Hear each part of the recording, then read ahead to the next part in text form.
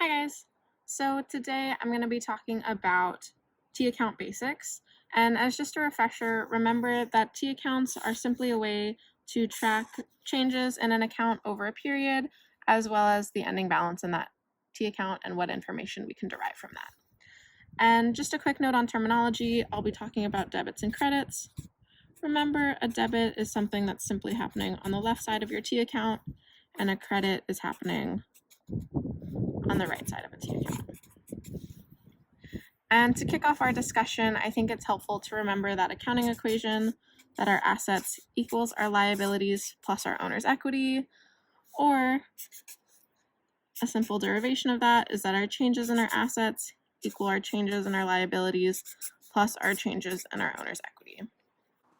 So an example of this would be if we had an increase in an asset account, that we would also need an increase in either our liabilities or an increase in our owner's equity, or a decrease in a different asset account, or any combination of those three.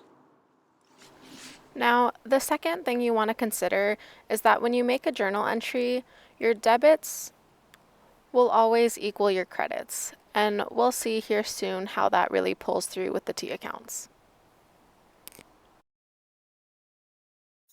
So when I like to think of my T accounts, I like to think of a cornerstone account, which is just first your asset T account. So any asset T account is going to increase with a debit and it will decrease with a credit. And so if we remember that our asset equals our liabilities plus our owner's equity, and that our debits will always equal our credits, then we know that if our assets are increasing with a debit on the left side, then to have our liabilities and owner's equity also increase so that our debits equal our credits, we know that our liabilities and owner's equity will increase with a credit. And with that similar mindset, we can think of our assets are decreasing with a credit. So if we need our liabilities and our owner's equity to decrease and our debits to equal our credits, then we'll need to debit our liability and owner's equity accounts to decrease those accounts, right? Okay, great. And moving on from this is this idea that here we've only talked about our balance sheet accounts, right? But we know we also have income statement accounts to think about. And we know that our owner's equity is made up of contributed capital, generally through the issuance of stock, and our retained earnings. And we know that our retained earnings, or I should say our ending retained earnings, will equal our beginning retained earnings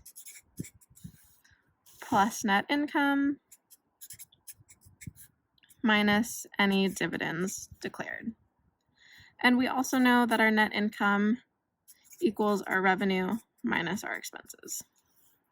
And so holding that true, if we know that our net income will increase our owner's equity and revenue also increases net income, then we know that our revenue account should behave very similarly to this owner's equity account. And what that would look like is our revenue accounts. Those will increase with a credit and decrease with a debit. Whereas our expense accounts, since those reduce our net income, the opposite effect will occur. So for any of our expense accounts, since it will behave in the opposite direction as our owner's equity account, expenses will increase with a debit and decrease with a credit. And I know this is a lot of information to digest, and so one way that I like to kind of keep track of these, especially when I'm first learning about T accounts and the movement of T accounts, is with this acronym. So I like to think of them, as AE floor, which is a trick that my accounting TA taught me. Shout out to Ruby. And so what this is it's a simple shortcut that if we put this into a T account, shows that our assets and expenses are on the left side or the debit side. And so those will increase with the debit, and that our liabilities, owner's equity, and revenue are on the credit side. And we know those accounts increase with the credit.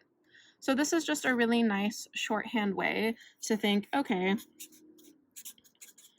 in a T account, or even when I'm writing a journal entry, if I know that my assets and expenses increase with a debit and my liabilities, owner's equity, and revenue accounts increase with a credit, then I have a shorthand way to kind of jog my memory on if I have an asset increasing that I'll want to debit it, if I have an expense increasing, I'll want to debit it, or if I have a liability, owner's equity, or revenue account that's increasing, I'll want to credit it. And then basically the opposite is true. So if I know that my asset increases with a debit, if I have a decreasing asset, I know that I'll have to do the opposite. I'll have to credit that account, right? And so hopefully jotting this down on the side of a quiz or exam will help you remember when you're doing T accounts and journal entries, really what the impact of your debits and credits are. So hopefully that was helpful. Thanks for watching.